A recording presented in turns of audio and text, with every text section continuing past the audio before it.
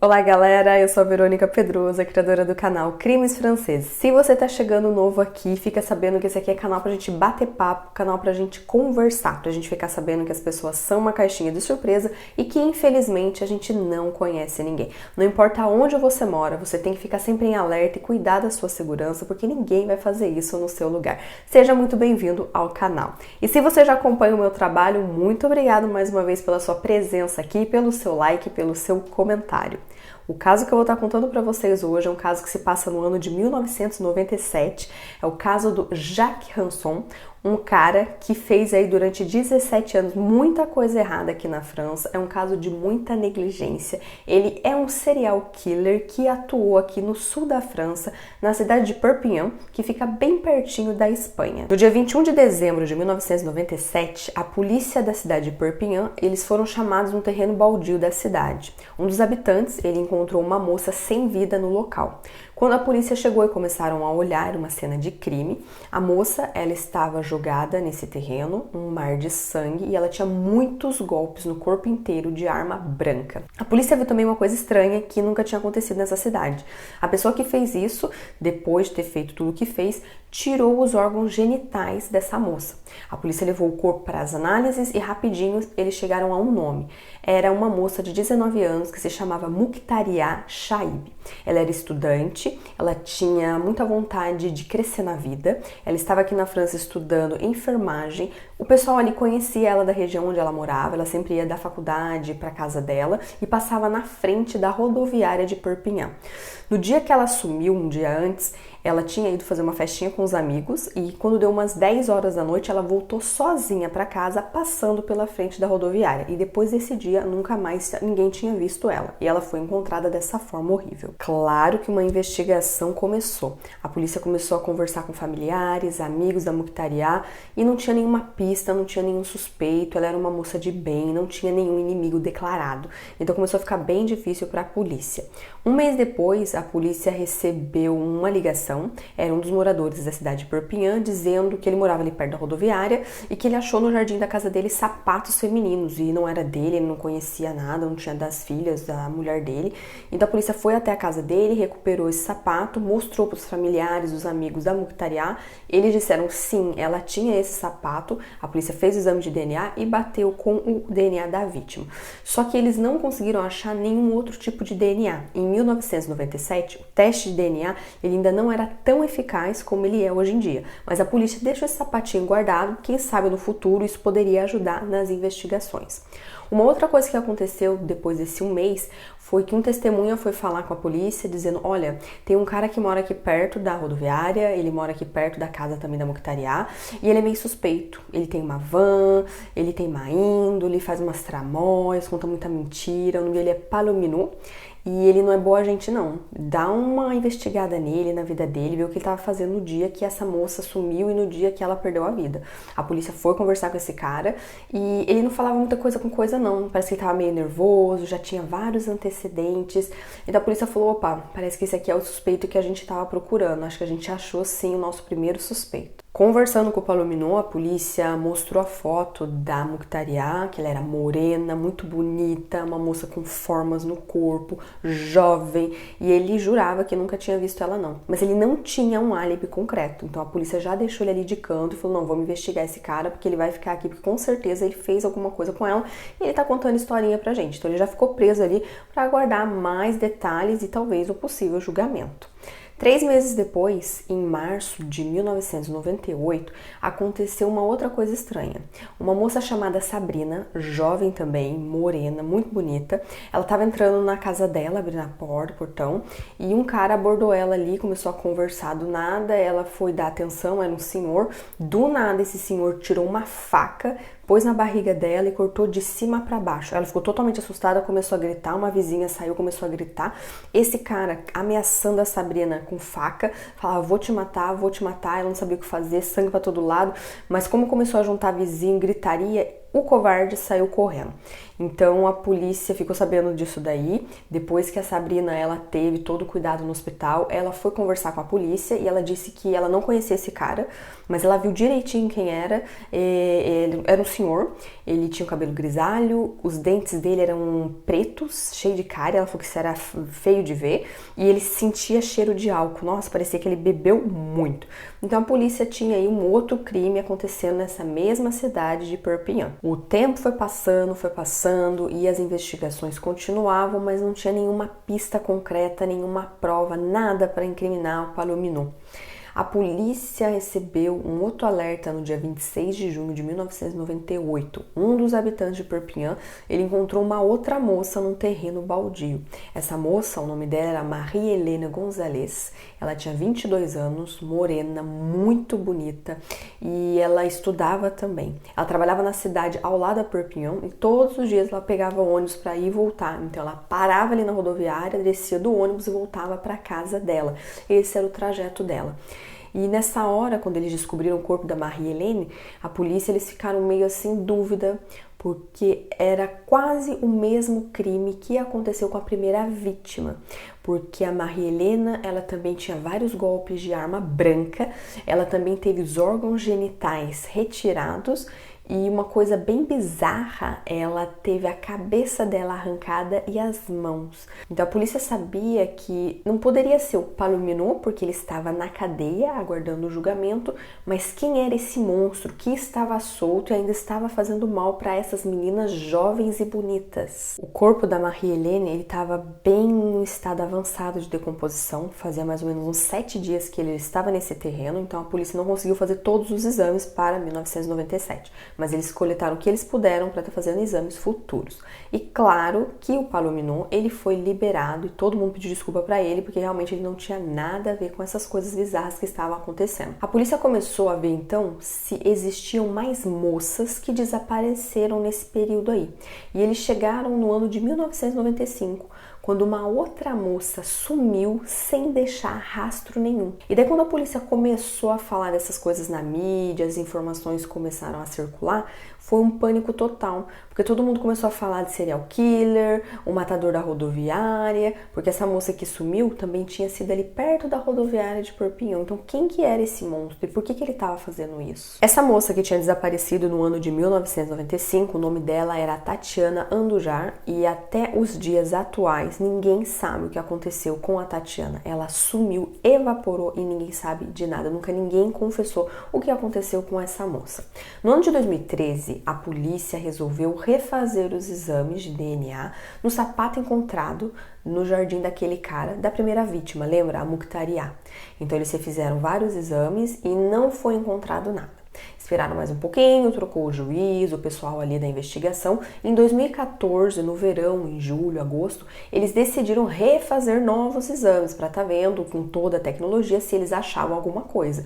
E dessa vez deu certo sim. No sapatinho da Mukhtaria foi encontrado um DNA masculino e quando eles compararam com a base aqui da França de criminosos, eles viram que batia com uma pessoa, um cara chamado Jacques Ranson.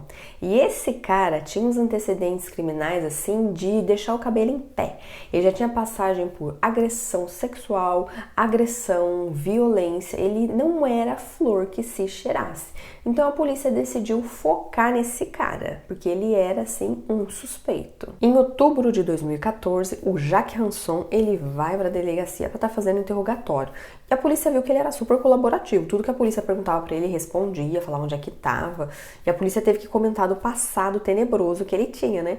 E ele falou para a polícia na maior honestidade: olha, eu quando eu vejo mulher, às vezes me dá um impulso muito forte, eu não consigo me controlar e eu vou para cima delas mesmo. Eu gosto dessas morenas bonitas que tem uma comissão de frente bem boa. Ele falava desse jeito pra polícia: gosto mesmo de morena, de seios fartos. Essas são as palavras do cara, tá? Então ele falava dessa maneira, ele gostava de mulheres bonitas e mulheres que davam um apetite para ele. A polícia via que ele realmente tinha, desde muito tempo atrás, toda essa pulsão para fazer essas coisas e que ele não se continha.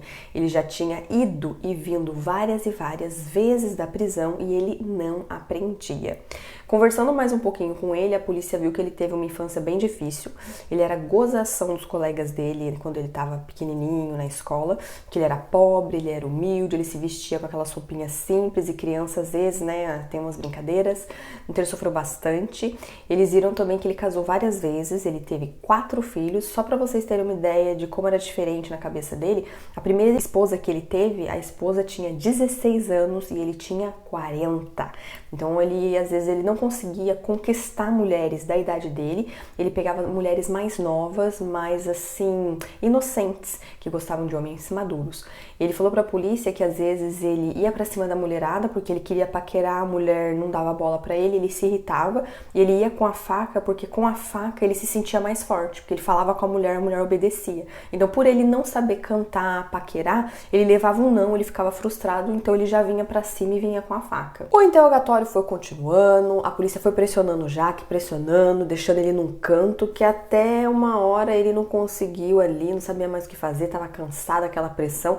Ele decidiu contar a verdade para a polícia e falou que sim, ele tinha feito mal para Mukhtaria. Ele conta que no dia que tudo aconteceu, ele estava no carro dele, ele viu a Mukhtaria, a morena bonita que passou ali na frente da rodoviária. Ele foi conversar com ela, ela não quis papo, ele ficou nervoso, pegou a faca dele, começou a ameaçar.